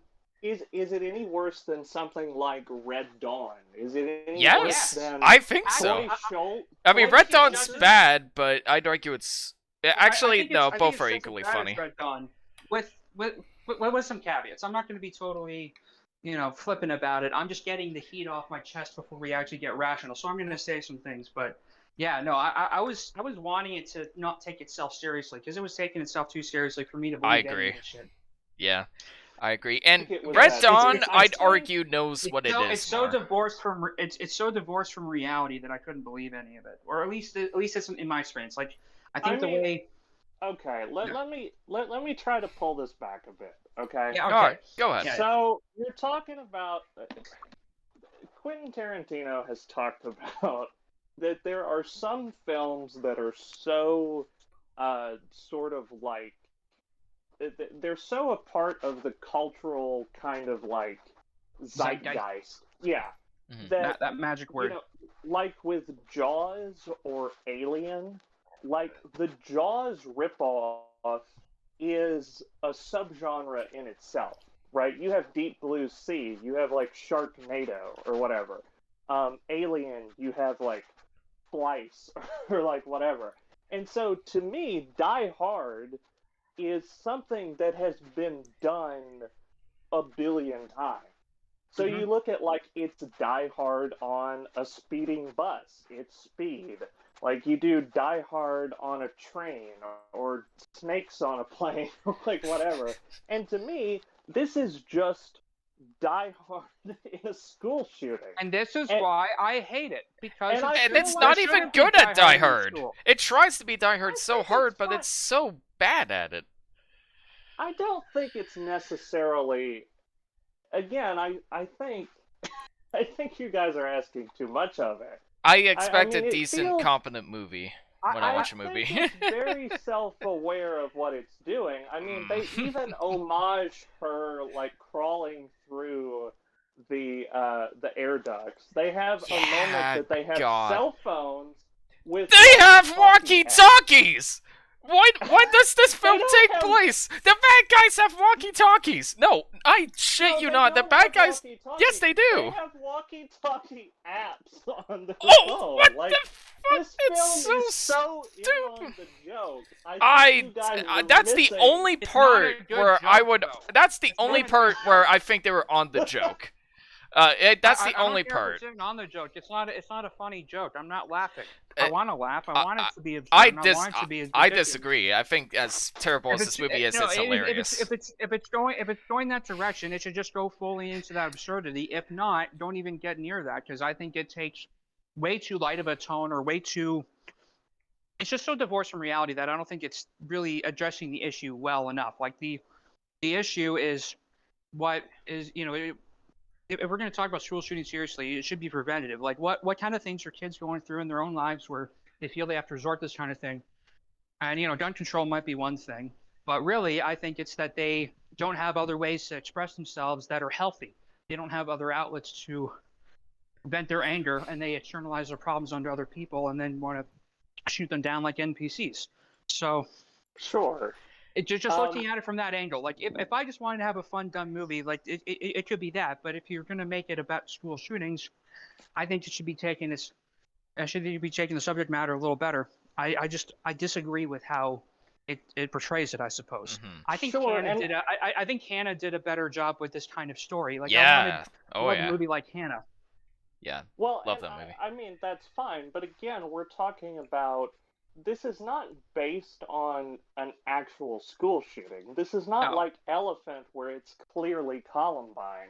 This is a fictitious event that is Yeah. being dramatized, and it's silly, and it's over the top, and it's fun, and it's a totally. I think what it is I think maybe putting this on after Polytechnique does this film a disservice, because this film is so Yeah. That's true. far removed from what Polytechnique is doing. This is like Exactly. it's like trying and I go back to Quentin Tarantino. It's like it's trying to compare something like Inglourious Bastards to something like Saving Private Ryan Inglourious Basterds or knows what it Schindler's is List. more.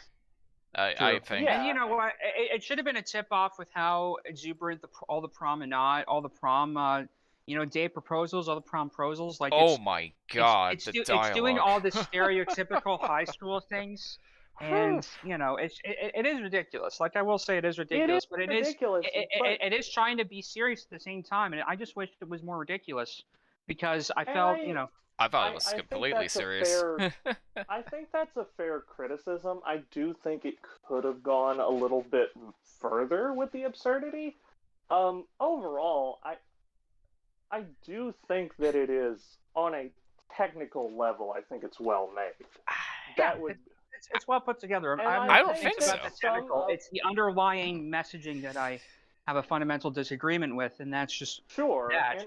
but I'm willing to suss that out. I'm not going to be disingenuous like Steven Crowder and say change my mind, and then I actually don't. I'm willing to I'm actually willing to hear defense for this, because I had fun with how much I hated it. It's kind of sadistic. Yeah, sure. I'm with you there. Which leads me to the thing. I might be jumping the gun here a bit, but the ending, without giving too much away, I think she will become the worst off character. I think she will become a more dangerous character because of that. I think I would agree with that to an extent. The ending, and this is the thing, the messaging of the film, I will completely agree with you that the messaging of the film seems to suggest that the people who fight, or the people that sort of stand their own ground and fight back in these situations, those are the ones that are most remembered. Whereas the rest of the victims kind of feel like cannon fodder. And they're treated like that. And so And the they're written as messaging such. of the film, and the messaging of the film is almost saying that, she is justified in what she's doing of, just taking it head on. And I'm not sure that I agree with that either. I think that could be disastrous. I think it'd be very disastrous, and also throughout the film, they have points where they're saying, "Do we have a warrant? No, we don't have time." It's advocating for skipping over what are supposed to be the proper steps of doing things, and just going vigilante.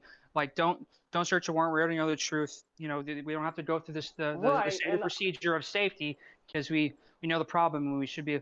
and sometimes in emergency situations that's needed. But I think there's broader implications for that the film is pointing to, and I think they're right. And I think, yeah. it's funny. I think that, and again, it's not necessarily that I agree with the politics of the film. There are certainly a number of films that I don't agree with the core tenet of what it's trying to say, but I still enjoy the film. Yeah. I mean that's all well and good, but maybe there's something problematic in the sense of there's the word. message. Yeah. But dancing around it. We need a buzzer anytime that word comes up. Sure. Yeah. And that was easy. I mean, yeah, right. But this film does, at the very least, I think there are moments where it's more self-aware than other moments. Would be my only critique as far as like what you guys are talking about. I do agree that if it had leaned into a little bit more of the absurdity, it might be better off. I like there's a moment where the school shooters bust through the school like doors, like the big glass panel. The Dark Knight. They just open fire, and one of them is like, "Ha! Trigger warning." Yeah. I kind of wish that. Yeah, I kind of wish that It's there like was. I almost caught myself laughing there, but then my eyes rolled back into their skull, and I almost lost them there. I had to go digging around to get to get them back. I feel like if there was more of that, it might so fare more a of little two bit scenes. better. Got it. Well, I don't think I'm kind of struggling to see. I mean, it's been a while since I've seen it. It was less than a month ago, but I'm struggling to remember where the film maybe took itself too seriously. Well, I'll tell you where. What about the situation. mother had cancer, and she keeps showing up like every time she does like a kill or an important moment. I do like that. I do like that. I like the fact that she is going through some past. No, okay. It's the way it was done was a bit hokey, but I like the fact that there is something to her character that she has this past trauma she hasn't let go of. I don't think that what she said was good advice because it's her talking to herself to justify what's happening in the situation, but I like that it feeds into, back catalog of the mental state of her character a little bit. Sure. Well, and also, I mean, this is not an unheard of trope. I mean, if you guys watch True Romance... I hate this trope so much, though. Like, it's just like, how do we make the character sympathetic? Oh, someone they love has cancer, and that's sad because cancer is sad. Because there's nothing else that makes your character interesting. Okay, I mean, if you want to be that, like, surface level with your criticism, I mean, then Breaking Bad is bad. Breaking Bad you can do any trope well. Let me just preface it. Sure, but you could do that trope well, too. And there's more to his character than the fact that he just has cancer. All right? Sure, and I'm not even talking about the cancer. I'm talking about, like, if you watch True Romance, Christian Slater's character is guided by the ghost of Elvis Presley. That movie takes itself so much less seriously than this movie does. I don't know. I mean, again... Come on, he says you're fired before he blows a guy up. Come on. I think, again, that if you go into this expecting something deep and emotionally I wasn't, poignant, and I was still disappointed. You're telling me you couldn't even go into this I'll tell you this. Of dumb fun. I'll tell you this. It's dumb fun. It was a lot of fun. I'll say this. This was probably the longest out of the films we talked about, I think. And I was never bored. Like, I was laughing at this film constantly. But it is awful. I'm laughing. I'm having a good time. Yeah. Here's my take. So, this is a dumb fun movie that thinks it's not. And I agree. Or at least it's not self-aware enough in that. And I wish it leaned into the dumb fun more of it, just so it wouldn't have such real-world implications that I think are going to take, like, spoiled milk. That's just how I'm. That's how I'm seeing it. This to me, and you know, I'll make jokes about anything, but this to me is almost like the cinematic equivalent of building an amusement park over Ground Zero. You know. Wow, that is certainly Whew. wow. Hey, gentlemen, what about your ratings? Yeah, I lost connection just for like a little bit, and What'd when you I miss? came back, we started doing this review, and it's like we're already at the amusement park on Zero. I made the comparison before. The fact that this makes an amusement park out of an ongoing national tragedy. Here's the thing: it's accepting the fact that this is a problem, and it's just like, okay, well, why don't we just fight back? That's not how you fix the problem. I go back to Django Unchained. We just talked about that film. Yeah. That film is making a I'm kind of with Steve on spaghetti that western action adventure film out of slavery. Like, I think that's a bit prudish Is to say that. is slavery an issue today? I mean, there's ramifications left over. There's racism, but it's making fun of a dead issue, kind of. So Sure, I will make some but distinction. are I did. there films that make light of an ongoing national Hobo issue? with a shotgun. That would makes Well- for homelessness. I'm thinking like maybe I don't know. I mean, again, I think I see what you're saying, and I am, you know what, I am willing to put that in perspective. Yes, I do. You know, I do shamelessly enjoy Django, but that is making light of racism, and because of not that color, sure, it probably and, no, it doesn't and I affect love me in the same Django. way. Django's a great movie. I'm just saying that it's hard to like say with such a broad brush that there It's a is matter of taste. subject. Yeah, that there's a subject matter that is too taboo. Like I think that's almost dangerous thinking in a way. True. Because you're not starting conversations. Again, maybe this is the wrong conversation, but like there's people who back when Blazing Saddles came out, that might have been taboo, and I don't know. I mean, again, there's other like I don't know. I just for me, I went into it expecting dumb fun, and I came out having dumb fun. So that was my. To be fair, I probably went in with the mindset that I'm probably not going to agree with how this film depicts the events. Oh, and that's I don't what agree with it either. Like, that's what I got out of it. And Sure, I guess I was looking, and I was probably looking for things to add fuel to that fire. And I wrote a whole bunch of notes where I'm pointing out flaws and consistency. So I went in with that kind of sharpened razor thing coming off of Polytechnique. So it wasn't that I was going out to totally dismantle this film. That's like you're judging the film based on the kind of political ideology attached to it, rather than confirmation bias, which I'm willing to admit. That's what I'm saying is like if you didn't have Ben Shapiro's name attached to this. No, but I can understand why Daily Wire picked it up. This totally speaks to their platform.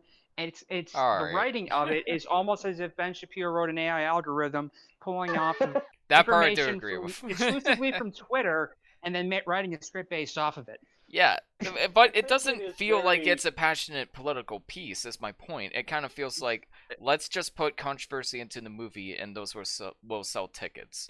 That's more so what it feels to me. It's depicting it through the lens of Twitter.